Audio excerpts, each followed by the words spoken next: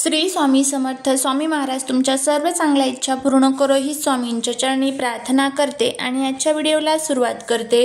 पण त्या अगोदर चॅनलवरती नवीन असाल तर सबस्क्राइब करा आणि शेजारील बेल आयकॉनलाही प्रेस करा, म्हणजे माझ्या सर्व नवीन व्हिडिओंचं नोटिफिकेशन तुम्हाला मिळेल आणि तुम्ही एक पण व्हिडिओ मिस करणार नाही। आपल्या जीवनामध्ये अनेक प्रकारचे दुःख, संकटे आणि अडचणी चालूच असतात।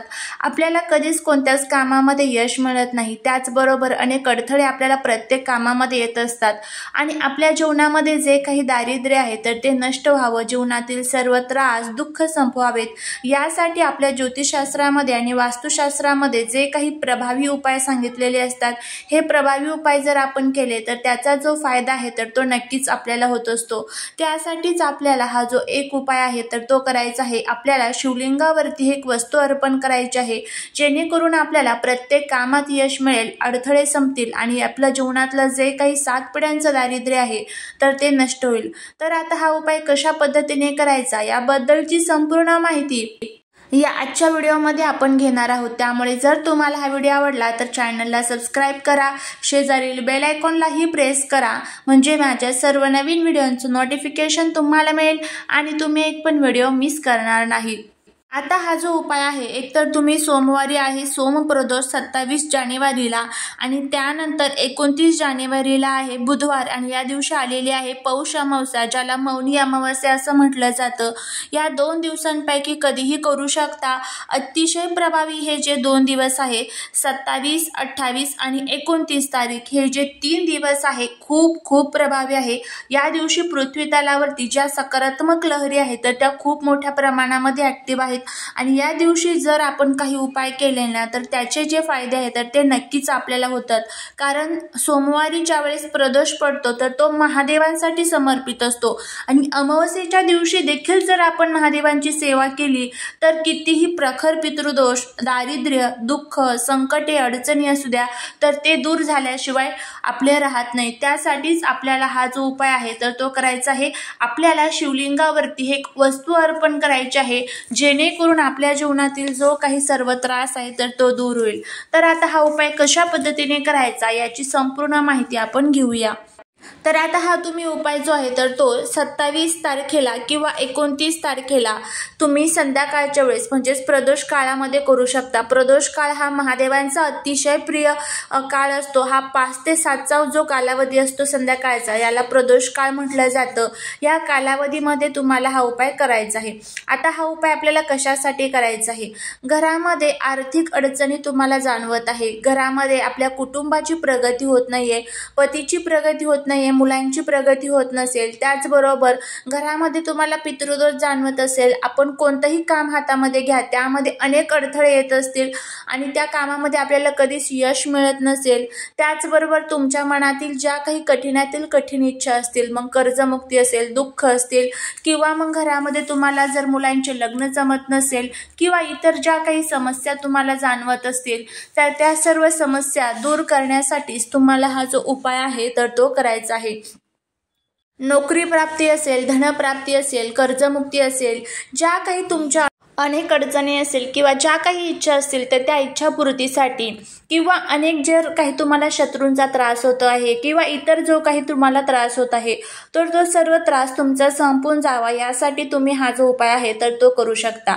तर ह्या 2 दिवसांमध्ये तुम्हाला संध्याकाळच्या वेळेस हा उपाय करायचा आहे। तर काय करायचं आहे? संध्याकाळी सर्वात प्रथम अगोदर 5च्या अगोदर आपले व्यवस्थितपणे हातपाय स्वच्छ धुवून घ्यायचे आहे। त्यानंतर तुम्हाला एक छान ताट तयार करायचं आहे आणि हा उपाय तुम्हाला मंदिरामध्ये करायचा आहे। तुमच्या आजूबाजूला जिथे कुठे शिवलिंग असेल तर तिथे तुम्हाला त्या मंदिरामध्ये जायचं आहे। कारण बघा, मंदिरामध्ये जी सकारात्मक ऊर्जा असते ना तर ती आपल्यासाठी खूप महत्त्वाची असते। त्यामुळे शक्यतो करून मंदिरामध्येच हा उपाय करण्याचा प्रयत्न करा। सर्वात प्रथम त्या ताटामध्ये एक तांब्याभर पाणी ठेवायचं आहे। त्याचबरोबर तुम्हाला त्यामध्ये लाल चंदन, पिवळा चंदन आणि 11 तांदळाचे दाणे ठेवायचे आहेत आणि 3 बेलपत्र ठेवायचे आहेत, म्हणजे बेलाची जी पानं असतात तर ती 3 तुम्हाला त्यामध्ये ठेवायची आहेत। बेलाची पानं घेत असताना ती कुठेही तुटलेली फुटलेली खराब झाली अशी अजिबात नको, अखंड आपल्याला बेलाची पानं घ्यायची आहेत। त्यानंतर तुम्हाला थोडंसं जर दूध शक्य असेल तर दूध पण ठेवू शकता, नसेल शक्य तर आत्ता जितकं साहित्य सांगितलं तितकं ठेवलं तरीही चालेल। त्यानंतर तुम्हाला मंदिरामध्ये जायचं आहे। मंदिरामध्ये गेल्यानंतर सर्वात प्रथम तुम्हाला तिथे एक छान दिवा लावायचा आहे, धूप दीप अगरबत्ती लावून घ्यायची आहे। नंतर आता जे पहिलं पान आपण घेतलेलं आहे बेलाचं, तर आता एका बेलाच्या पानाला 3 पानं असतात, तर जे मधलं उभं पान असतं, एका बेलाच्या पानावरती तुम्हाला लाल चंदन लावायचं आहे, दुसऱ्या बेलाच्या पानावरती तुम्हाला पिवळं चंदन लावायचं आहे, तिसऱ्या बेलाच्या पानावरती जी आपण 11 अखंड अक्षदा जे तांदूळ घेतलेले आहेत तर ते पाण्यामध्ये भिजवून तुम्हाला त्या पानावरती ठेवायचे आहे। त्यानंतर तुम्हाला खाली आपल्या डाव्या हातावरती पहिलं जे लाल चंदन लावलेलं आहे ते पान ठेवायचं, त्यावरती पिवळं चंदन लावलेलं पान ठेवायचं, त्यावरती आपल्याला जे आपण 11 तांदळाचे दाणे ठेवलेले आहेत ते पान ठेवायचं आणि आपला उजवा हात त्यावरती पालथा घालायचा आहे। अशा पद्धतीने हे दोन्ही आपल्या हातांमध्ये ही पानं आपल्याला ठेवायचे आहे। त्यानंतर डोळे बंद करायचे आहे। तुमच्या मनातील जी काही इच्छा असेल ती इच्छा तुम्हाला सांगायची आहे। महादेवांना प्रार्थना करायची आहे की माझ्या घरामध्ये ज्या काही पैशांच्या अडचणी असेल, दुःख असतील, संकटे असेल तर ते दूर करा, तुमची अखंड कृपा माझ्या घरावरती होऊ द्या, अशी आपल्याला प्रार्थना करायची आहे। आणि त्यानंतर आपल्याला हे तिन्ही जे पान आहेत तर ते त्या शिवलिंगावरती अर्पण करायचे आहे।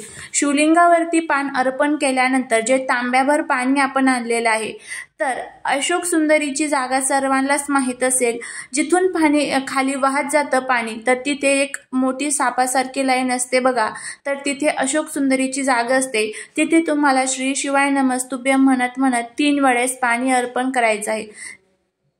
3 वेळेस पाणी अर्पण केलं की त्यानंतर जे आपण पान ठेवलेलं होतं, ज्यावरती आपण 11 तांदळाचे दाणे ठेवलेले होते बघा, तर ते पान आपल्याला घ्यायचं आहे। त्यानंतर तो एक तांदळाचा दाणा आपल्याला काढून घ्यायचा आहे आणि ते आपल्याला संपूर्ण आपल्या घरी घेऊन यायचं आहे। म्हणजे एक तांदळाचा दाणा आणि तेच पान आपल्याला आपल्या घरी घेऊन यायचं आहे।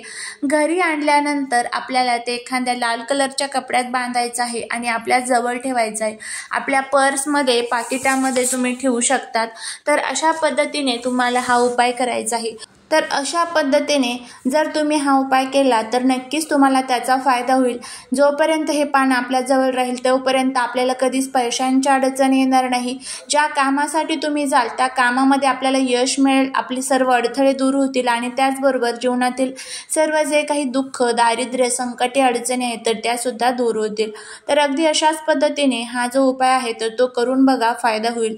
झालेली सेवा ही महाराजांच्या चरणी रुजू करते। व्हिडिओ जर आवडला असेल तर लाईक, शेअर आणि सबस्क्राईब करायला विसरू नका।